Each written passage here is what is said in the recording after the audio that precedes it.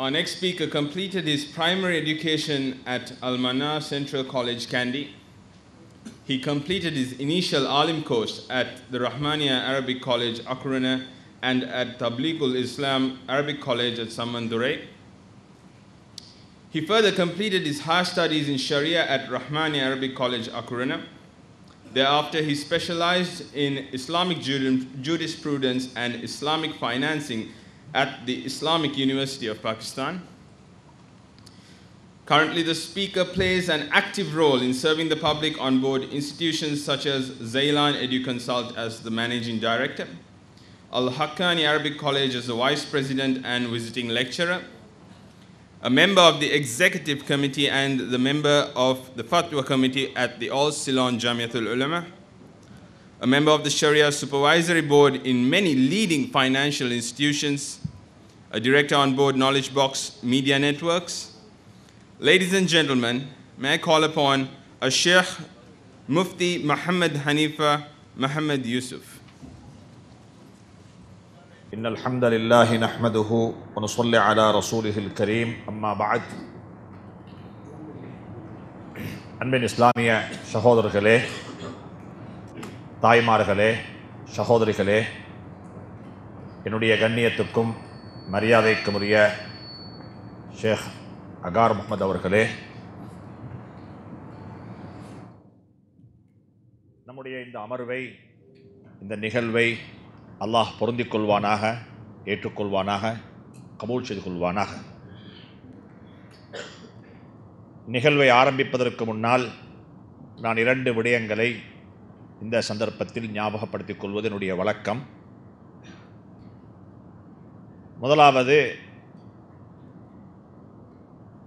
இந்த நிகழ்வு சம்பந்தமான, இந்த கலை சம்பந்தமான, இந்த அறிவுடன் சம்பந்தப்பட்ட சில முக்கியமான விடயங்களை சகோதரர் ஷேக் அகார் முஹம்மது அவர்கள் மிக தெளிவாகவும் உறுதியாகவும் எங்களுக்கு முன்வைத்து விட்டார்கள்.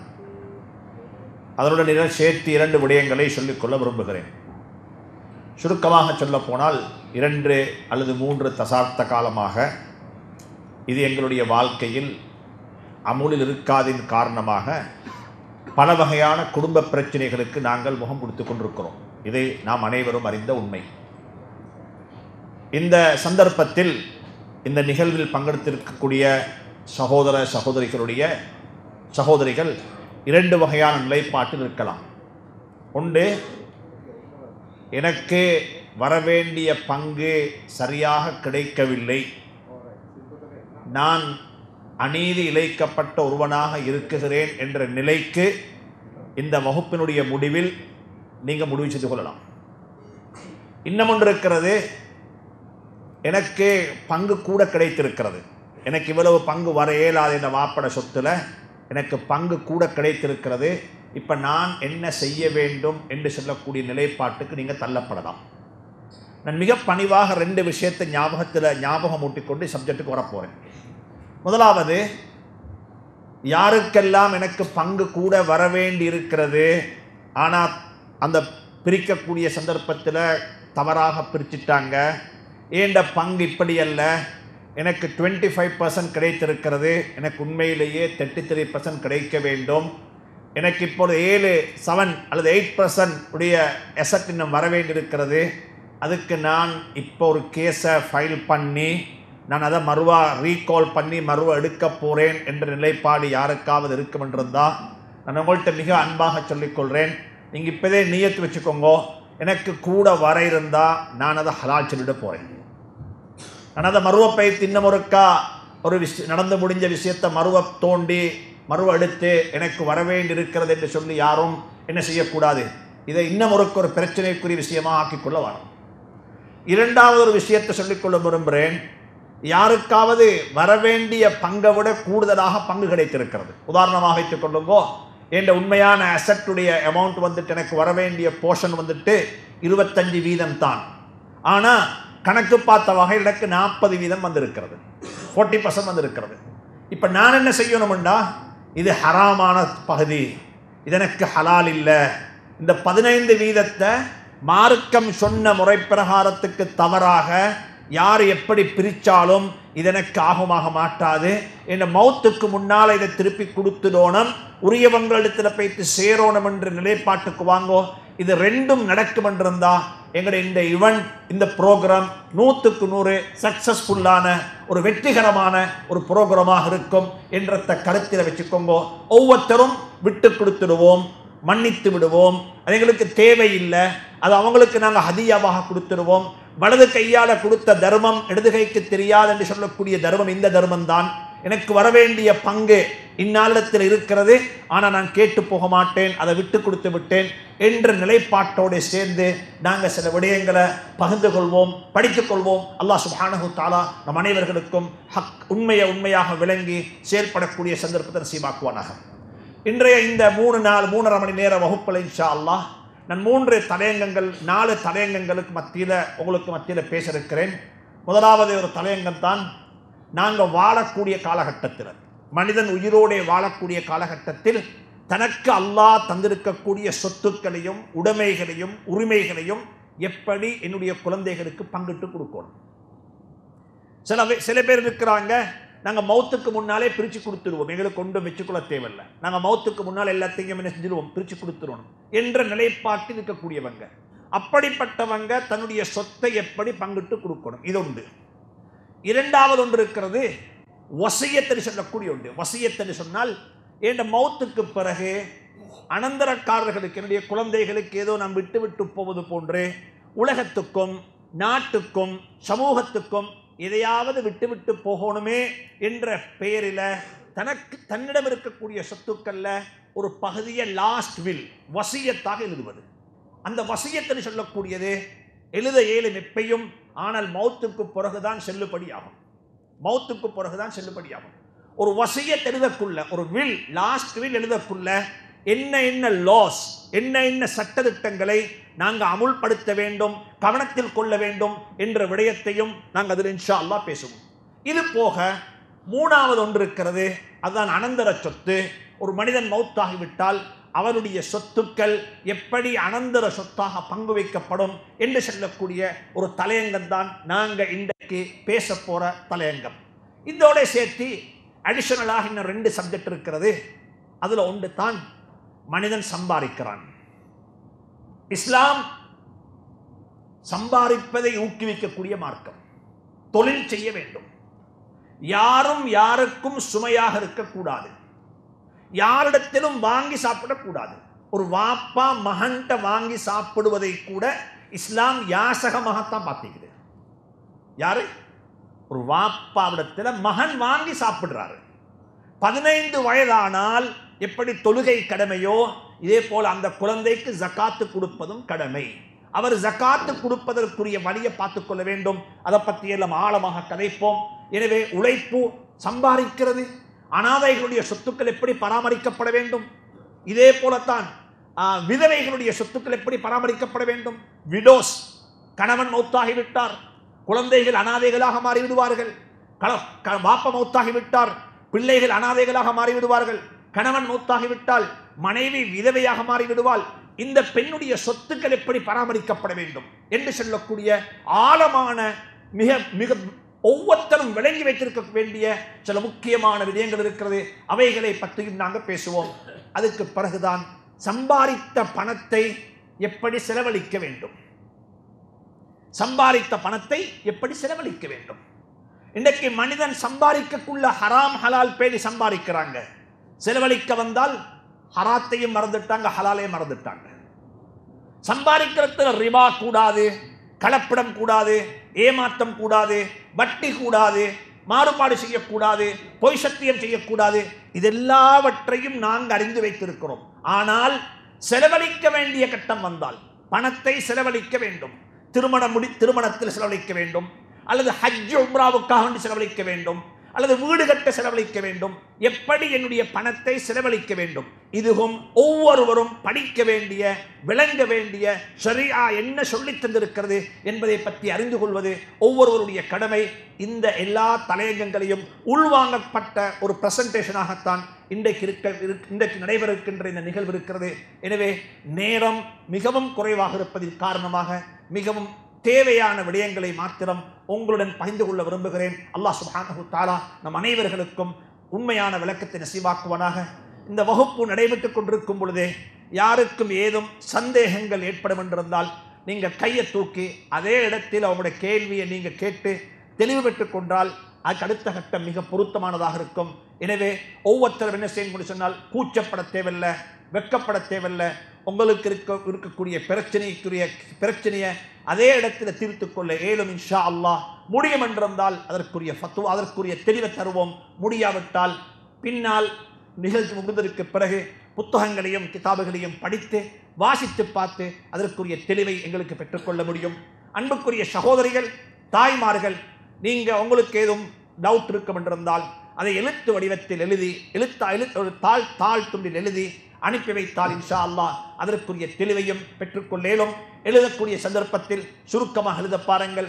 அதாவது இந்த இவெண்ட்டுக்கு, இந்த நிகழ்வுக்கு சம்பந்தப்பட்ட விடயங்களை மாத்திரம் கேட்கும்படியாக வேண்டிக் கொள்கிறேன். அதற்கு அப்பால் எதையுமே கேட்க வேண்டாம். அல்லாஹ் சுப்ஹானஹு தஆலா நம் அனைவருக்கும் அல்லாஹுடைய பொருத்தத்தை நசீபாக்குவானாக.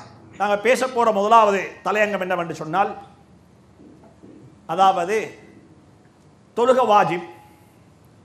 ஒருவருக்கு தொழுக வாஜிப் என்றால் தொழுகைக்கு முன்னே எது வாஜிப்? ஒது செய்வது வாஜிப். ஒது செய்ய என்ன வேணும் என்று சொன்னால் தண்ணி வேணும். தண்ணி இல்லாமல் ஒது செய்ய இயலாது. அப்போ இதே போல ஒரு மனிதரை ஜக்காத்து கொடுக்கணும் என்றால் என்ன வேணும்? அதுக்கு பணம் வேணும். பணம் சும்மா கிடைக்காது, பணத்துக்கு உழைக்கணும். அப்போ தண்ணியை தேடுவது போல ஒரு மனிதன் உழைப்பு செய்வதும், அல்லாஹ் அவனுக்கு தந்திருக்கக்கூடிய செல்வத்தை பராமரித்து அதை வளர்த்து அதை கிரியேட் பண்ணி உலகத்து நல்ல நிலையில் ஒரு மனிதன் தண்ட உடைமைகளை விட்டு விட்டு போகிறத இஸ்லாம் எப்பயுமே வரவேற்றிருக்கிறது. இஸ்லாம் சில விடயங்களுக்கு முற்றுப்புள்ளி வைத்திருக்கிறது. ஒன்று, எந்த ஒரு காலகட்டத்திலையும் நாங்கள் யாருக்கும் சுமையாக இருக்கக்கூடாது. எந்த ஒரு கட்டத்திலையும் எங்களோட பணம் எங்கேயும் பேய்த்து அப்படியே பிளாக் ஆகக்கூடாது.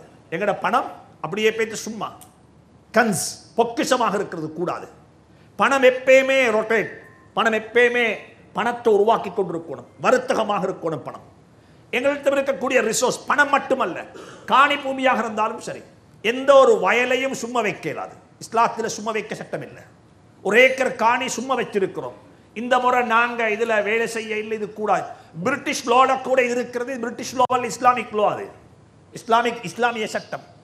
என்னன்னு சொன்ன, இருக்கக்கூடிய அத்தனை பேருக்கும் அல்லாஹ் தந்திருக்கக்கூடிய எல்லா ரிசோர்ஸையும் அவங்க சரியான முறையில் பயன்படுத்தி, உதாரணமாக வச்சுக்கோங்க, ஒருவருடைய வாப்பா மௌத்தாகக்குள்ள அவருக்கு அனந்தர சொத்தாக கிடைக்குது. வாப்பட சொத்திலிருந்து உதாரணமாக வச்சுக்கொள்வோம், ஒரு 60 மில்லியன் ருபீஸ், 6 கோடி ரூபா அவருக்கு சொத்தாக கிடைக்குது. இவர் பார்க்கிறாரு, வாப்பா மௌத்தாகக்குள்ள வாப்பாக்கு வயசு 70, எனக்கு வயசு 20. வாப்பட 20வது வயசுல நான் பிறந்திருக்கிறேன். அப்போ எனக்கு 50 வயசாகுது. மேக்சிமம் நானும் வாழ போற எவ்வளோ? இன்னும் வாப்பட வயசு எடுத்தா இன்னும் ஒரு 20 வருஷம் வாழுவேன். எனக்கு எவ்வளோ கையில் காசுக்கு? இப்போ 6 கோடி இருக்குது, 60 மில்லியன் இருக்குது. நான் ஏன் வியாபாரம் செய்யணும்?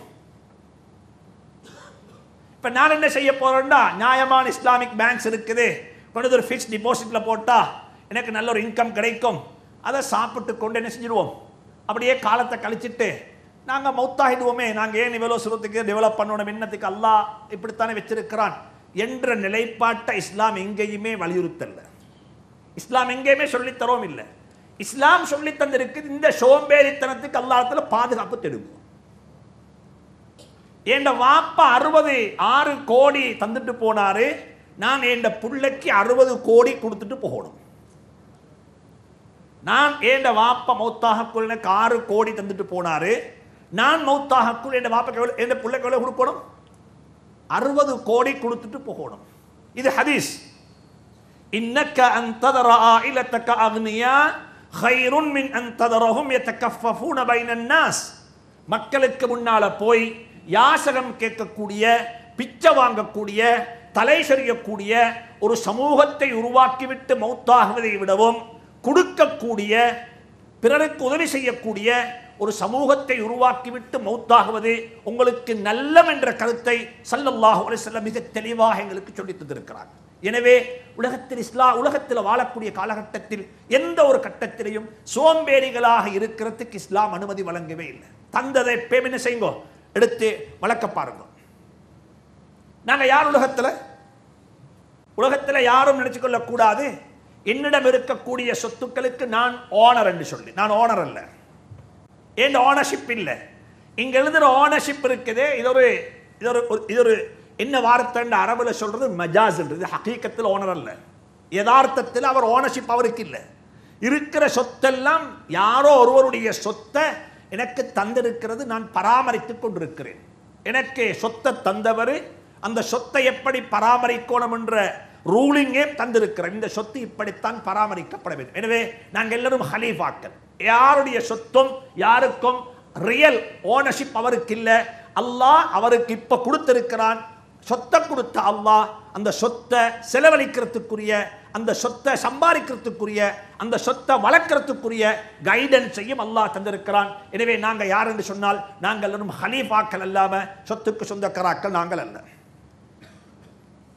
இதே சந்தர்ப்பத்தில் ஒரு மனிதனிடம் இருக்கக்கூடிய துனியா சொத்து, அவருடைய வீடு, அவருடைய வாகனம், அவருடைய பேங்க் பேலன்ஸ், அவர்கிட்ட இருக்கக்கூடிய அந்த சேஃப்ல உள்ள அத்தனை கோல்ட், சில்வர், அந்த டயமண்ட், அந்த எல்லாம் இருக்குது. நாங்கள் எல்லாம் சொல்லுவோம் இதெல்லாம் துனியா. இந்த வெல்த் இருக்குது. இது ஒரு நாளும் நிஅமத்தாக நாங்கள் பார்க்கவும் மாட்டோம், இதை நிக்மத்தாக பார்க்கவும் மாட்டோம். இது யாரை வச்சு பார்ப்போம் என்றால், இந்த பணம் யாருடைய கையில பைத்து கிடைக்குதோ அவரை வச்சுத்தான் இந்த பணம் நிஅமத்தாகவும் பெனிஃபிட். இது ஒரு அல்லாஹ் தந்த ஒரு நிஅமத் அல்லது அல்லாஹ்வுடைய சோதனை என்பதை நாங்கள் என்ன செய்வோம், விளங்குவோமே தவிர பணம் அதாகவே அது நிஅமத் நிக்மத் என்ற கான்செப்ட்ல வர மாட்டாது. எனவே அது பெனிஃபிஷியல் எப்பன்னு சொன்னா, நல்ல ஒரு ஆளுக்கு, நல்ல ஒரு மனிதனுக்கு அந்த பணம் கிடைத்திருக்கும் என்றிருந்தால் அது அல்லாஹ் அவருக்கு கொடுத்த பெரிய ஒரு நிஅமத்தாக இருக்கும். அல்லாஹ்வை மறந்த காரூனை போல பாவிகளான ஒருவருக்கு இந்த பணம் கிடைக்கும் என்றிருந்தா அது அவனுக்கு அல்லாஹ்வுடைய டெஸ்டாக இருக்கும், சோதனையாக இருக்கும். எனவே பணம் அதுல எந்த விதமான இதுவும் இல்லை. ஒரு கத்தியை போல ஒரு மனுஷன் அறுக்கவும் மேலும் ஒரு மாட்டறுக்கவும் மேலும். மனுஷன் அறுத்தால் கொலையாக மாறிவிடும், மாட்டறுத்தால் ஹலாலாக மாறிவிடும். நாங்கள் நினைக்கிறோம் உலகத்தில் சல்லி தான் எல்லாம் முடிச்சது. ஒன்றுமே சல்லியால் ஒன்றும் ஆகாது. சல்லி எல்லாம், மணி இஸ் நாட் எவ்ரிதிங். ஒன்று நல்லா ஞாபகம், சல்லி ஒன்றும் இல்லை. எத்தனையோ பேர் பணக்காரனாக வாழ்ந்தாங்க, ஆனா கடைசியாக மௌத்தாகக்குள் ஏழையாக மௌத்தாயிட்டாங்க. எத்தனையோ பேர். சிலவங்க வாழ்ந்தாங்க எப்படின்னு சொன்னா, லட்சம் அல்ல, கோடி அல்ல, ட்ரில்லியன். அவங்களோட பணத்தை யாராலையும் அளக்க இயலாது. ஆனா கடைசியாக மௌத்தாகக்குள்ள ஹாஸ்பிட்டல் இருந்து அவங்களை வெளியெடுக்கிறதுக்கும் பள்ளியில காசு சேர்த்து தான் வெளியெடுத்தோம். இன்னாருடைய ஜனாசா ஹாஸ்பிட்டல் இருக்குது, வெளியே எடுத்துக்கொள்ளலாம் இருக்கிறோம், எங்களுக்கு கொஞ்சம் ஃபைனான்சியல் ஹெல்ப் தேவை. Money is not everything. பணம் எல்லாம் இல்லை, அது ரோல் ஆகும். இன்றைக்கு எந்த கையில் உள்ள போல் நாளைக்கு கூட கைக்கு வரும். எனக்கு நேற்று SMS பண்ணியிருந்தாரு, பறவைக்குதே பறவை, பேர்ட்ஸ் எறும்பத்தான் சாப்பிடும், எறும்ப சாப்பிடும். முஃப்தி மேங்கூட தோத்தோண்டுது. அந்த பறவை செத்தா எறும்பு என்ன செய்யும்? எறும்பு போய் சாப்பிடும். எதை எதை? மரத்தால தான் நெருப்பட்டி செய்யறது, மரத்தால தான் நெருப்பட்டி செய்யறது. மெச்சஸ் ஒரு நெருப்பு குச்சால மில்லியன் கணக்கான மரத்தை மத்த வச்சிடலாம். போல் எதனாலும் எங்கட கையில இல்ல. Money is not everything. நாளைக்கு போல் மாறினா மத்தவண்ட கையில போய்த்தான் நினைச்சிடும். இது எப்பயும் கருத்தில் வச்சுக்கோங்க. ரிசோர்ஸ்ல ரெண்டு வகையான ரிசோர்ஸ் இருக்குது. வளம் என்று சொல்லக்குள்ள ரெண்டு. நாங்க யாருமே ஏழைகள் அல்ல, எல்லாருக்கும் அல்லாஹ் ரிசோர்ஸ் தந்திருக்கிறான். நான் எனக்கு ஒரு ரிசோர்ஸ், ஏண்ட குழந்தைகள் எனக்கு ஒரு ரிசோர்ஸ், ஏண்ட குடும்பம் எனக்கு ஒரு ரிசோர்ஸ். நாங்க ரிசோர்ஸ் பார்க்கக்குள்ள பார்க்கறத வெல்த்தை மட்டும்தான் பார்க்கறது இல்ல. உலகத்தில் ஸல்லல்லாஹு அலைஹி வஸல்லம் மௌத்தாகக்குள்ள மெட்டீரியல், அதாவது வெல்த் என்ற ரிசோர்ஸை விட்டுட்டு போகவே இல்லை. வெல்த்திக்கல்ல. மஸ்ஜிது நபவிக்கு பள்ளிக்கு கூரையும் இல்லை, மஸ்ஜிது நபவிக்கு சொஹரும் இல்லை, மஸ்ஜிது நபவியில வைத்து சுஜூது செஞ்சா நடக்குது. இன்றைக்கு நாங்க போனா பார்க்கிறோம், மேல ரிமோட்ல ப்ரூஃப் என்ன செய்யுது, அங்கிட்டு இங்கிட்டு ஆகுது. மேல பார்த்தா அது கோல்ட் கலர், இதை பார்த்தா இது பிளாட்டினம் கலர்ல இருக்குது. அங்க பார்த்தா ரிமோட்ல ஃபுல்லா ஏசி பண்ணிக்கிறாங்க பள்ளியை. அந்த லைட் ஷெடோவை பார்க்கிறோம். பெண்களுடைய செக்ஷனுக்கு போனா அங்க இப்படி இருக்குது.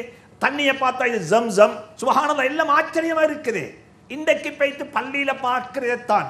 ஆனா சஹாபாக்கள் சொல்றாங்க, நபியினுடைய பள்ளியில நாங்க இஷா தொழுதோம், தலையில மண் குத்திப்படுது, எது கல்லு குத்திப்படுது. சுபஹ்ல போய்த்து சுஜூது செய்தோம், நெத்தியில சேறுபடுது, நெத்தியில சேறுபடுது. ஒயிட் காப்பட்ல வைத்து பார்த்தா, அந்த வெள்ளை காப்பட்ல வைத்து பார்க்கிறோம், மஸ்ஜிது நபவியினுடைய ஒஷரம் அவ்வளவு தான். அந்த ஒயிட் காப்பட்ல அந்த ஒயிட் கலர் டைல்ஸ் பிடிச்சிருக்கிறாங்க, அதுதான் ஒஷரம். அப்ப எங்களை என்ன போல ஒரு ஆள் பைத்து நின்றாலும் தலை மேல கூரையில படும்.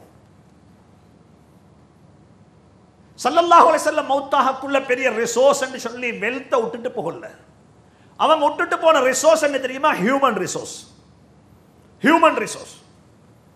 இன்றைக்கு உலகத்துக்கு ஹஜ்ரத் உமர் ஹஜ்ரத் ரசூலுல்லாஹ் ஸல்லல்லாஹு அலைஹி வஸல்லம் விட்டு போன ரிசோர்ஸ்ல ஆகப்பெரிய ரிசோர்ஸ் தான் ஹஜ்ரத் உமர் ஒரு resource person, Abu Bakr resource person, Umar ஒரு ரிசோர்ஸ், அலி ஒரு ரிசோர்ஸ் பர்சன். சுப்ஹானல்லாஹ். ஹதீஜா ரலியல்லாஹு தஆலா, ஃபாத்திமா, ஆயிஷா சித்திகா ரலியல்லாஹு தஆலா அன்ஹா, ஸைனப் ரலியல்லாஹு தஆலா அன்ஹா, உம்மு சலமா ரலியல்லாஹு தஆலா அன்ஹா. சுப்ஹானல்லாஹ். இவங்கெல்லாம் ரிசோர்ஸ் பீப்பிள். உலகத்துக்கு எந்த அளவுக்குண்டா இன்றைக்கு வைத்து பார்த்தா உலகத்தில் ஹியூமன் ரிசோர்ஸை பத்தி பேசக்கூடியவங்க சொல்றாங்க, உமரை போல ஒருவர் இந்த உலகத்துக்கு வரமாட்டாரா? அவர் முஸ்லிம் அல்ல, முஸ்லிம் அல்லாதவங்க சொல்றாங்க. எனவே ஒரு வாப்ப யோசிக்கணும், என் கையில உள்ள ஒவ்வொரு புள்ளையும் எனக்கு அல்லாஹ் தந்த அமானிதங்கள், இவர்களை இந்த சொசைட்டிக்கு, இந்த சமூகத்துக்கு ஒரு ரிசோர்ஸ் பர்சனாக நான் ஆக்கணும், ஒரு ரிசோர்ஸ் பர்சனாக கொடுத்துட்டு போகணும். ஆகப்பெரிய சதகத்துல் ஜாரியா இதுதான், ஆகப்பெரிய சதகத்துல் ஜாரியா. ஒரு கட்டத்தில் நான் சொல்றேன், கேட்டுக்கோங்க. ஒரு ஹதீஸ்ல வந்திருக்கிறது, ஒரு ஷஹீதுடைய, ஒரு முஜாஹிதுடைய வாளிலிருந்து கொட்டக்கூடிய இந்த ரத்தத்தை விடவும், ஒத்தரை வெட்டினேன், ரத்தம் கீழே கொட்டுது. எங்க இது சும்மா இல்ல, பேட்டில் ஃபீல்ட், யுத்தத்தில். இந்த ரத்தத்தை விடவும் ஒரு ஆலிமுடைய பேனாலிருந்து வெளியாகக்கூடிய இங்க் பொறுமதியானது.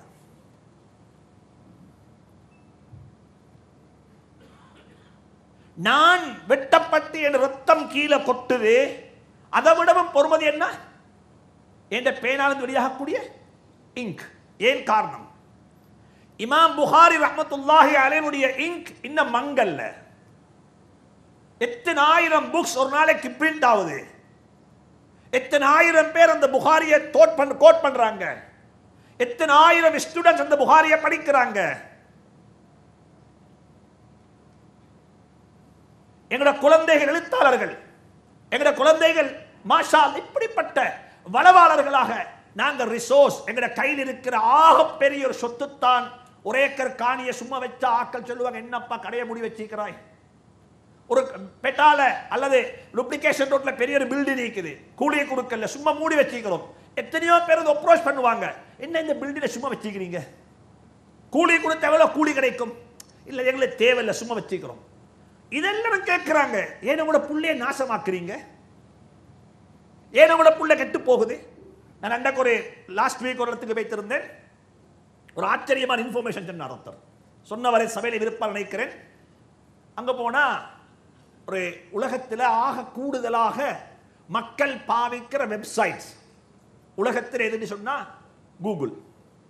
உலகத்தில் நம்பர் 1 எது? கூகுள். வேல் ரேங்க், உலகத்துடைய ரேங்க்ல பார்த்தா ஆக கூடுதலாக பாவிக்கிற வெப்சைட் வந்துட்டு கூகுள். கண்ட்ரி வைஸ் பார்த்தா இலங்கையில் ஆக கூடுதலாக பாவிக்கிற வெப்சைட் ஃபேஸ்புக்.